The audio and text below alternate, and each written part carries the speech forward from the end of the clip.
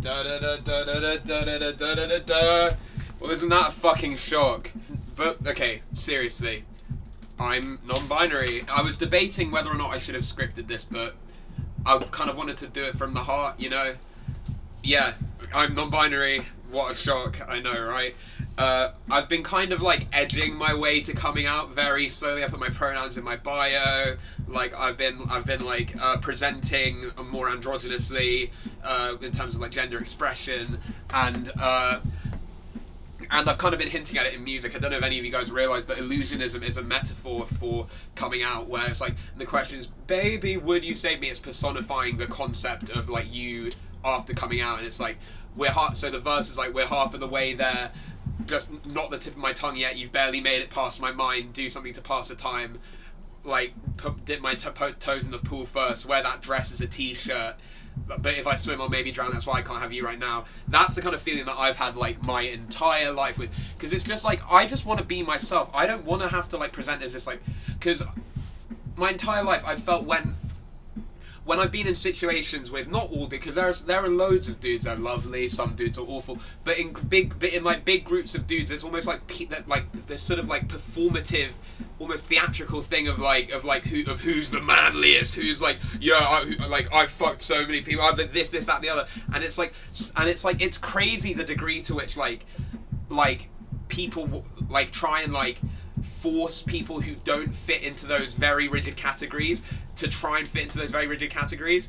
And I did that, and I like felt such a separation between like myself internally and the sort of version of myself that was like a sort of mix of like me trying to be myself but also feeling like I needed to conform to these sort of like standards of masculinity and whatnot. But like, it's kind of like if you had a room in your house and you've got this house, right, and you've got like a small bed, like a small kind of shitty bedroom. The rest of the house is really nice, but you've kind of made it your own as well. You've put like, there's stuff about the bedroom that you like, but it's not the best bedroom, and you don't really like the kind of like outside contours of it. Me realizing my gender, like things that me realizing what my gender identity was kind of like if I was walking through that same house and suddenly there was a massive like room that just appeared, which was completely empty, and I was able to move everything that I liked, that I'd made unique about the smaller room, to kind of deal with the fact that I didn't like the external structure, whilst not, and I can have all the stuff that I liked from that room and move it into the new room, and I can like that, and I can have this room which has an external structure, and like which doesn't have really like a structure, which is like small and confining, and like is just like, I don't know if this makes much sense, but it's like basically like, it's not that, it's now when I do things, it's not that they make me less of a man, it's that they make me more myself.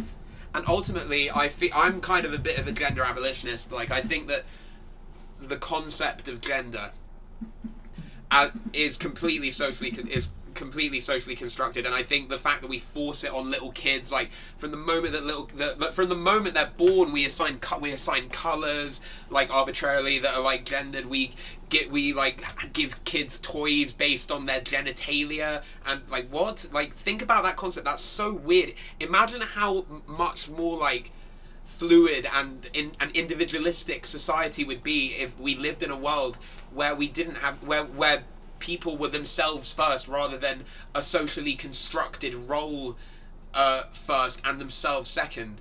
But I guess I live in that society, and gender is kind of a thing, so I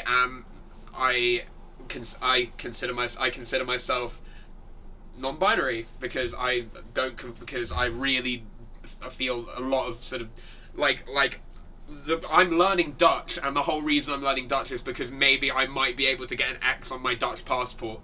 Like, sorry. Yeah, no, it's okay. Like, literally, that's the entire reason I'm learning Dutch. I'm a Dutch citizen, and I could be learning it to like go to like weed cafes or whatever, but I'm learning it literally because I want an X on my passport. Mm-hmm. I just don't like whenever someone calls me he, I like cringe a little bit. You know what I mean? It's like, I just want people to. It's like, I find it's like okay if people are trying. It's kind of like if you in this sort of same house when you moved room that I was talking about earlier, when you like the first time your friend comes over, they go to the old room and like instinctively to try and find you, and you're not there. I wouldn't get mad at them for doing that, but I would be slightly annoyed if they consistently did it to make a point about how my new room wasn't valid. Do you know what I mean? Okay, I'm kind of rambling a bit. Basically, I have a lot of other privileges. Like, I'm not exactly like the most oppressed person in the world, but intersectionality is important. And when I do present in a way which is considered a bit more stereotypically outside of the line of gender, I get people shouting at me. There's some guy like rolled down a window and like when I was sitting on the street having a fag and went, "Are you a man or a woman?" Like, what? Why do people do like? And so, whilst I do have a lot of privilege as someone who's from a fortunate background and someone with a lot of like and also as a white person, I'm not the most oppressed person in the world. However, this intersecting part of my identity is marginalized. There are like people like non-binary people in the trans community, particularly trans women of color. There's like a massive homelessness problem in America, from what I remember from the statistics. It's like, whilst I have a lot of privileges and and also a platform, I want to use that for good. I guess what I'm trying to say is like, we should stop treating trans people like shit. This is like, we literally live on Turf Island. Can we please stop these sort of like 40-something-year-old Times columnists talking about how I'm a gender critical. Like, please, it hurts. Like, can we just treat like trans non-binary and the entire LGBT plus community as like human beings, rather than like arbitrarily treating them differently because they either like someone different to, or they are because they either like the same sex or like they don't conform to societally constructed gender roles. Like, can we stop doing that? Would that be that difficult? And yeah, basically, another thing about this, I realized the other day that like I was looking through my Spotify statistics. My audience is 11% non-binary. There was a recent poll that said that the like in America, I think it was something like 1 or 2% of the entire population of America fits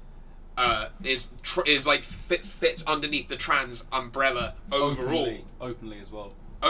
Openly as well. So the fact that like my audience is 11% specifically non-binary is like, I don't know. It makes me happy because it makes me feel like if my music somehow makes your day better, if you've had some like awful like enby-phobic comment thrown your way, then that's very nice. And I hope that me coming out publicly is like, I don't know. Do you know what I mean? Representation is so important. Seeing people who are like you in roles of like power or on TV and stuff like makes you feel like that that you're not being excluded from that, and like you exist. And I feel that's what it kind of comes down to. People treat non-binary people and trans people as if they don't exist, like by like misgendering them and like whatnot. And it's just like, we need to stop all of that negative stuff. I'm sorry for rambling and not being very coherent and stuff. I just wanted to go from the heart. I love all of you. Thank you guys so much for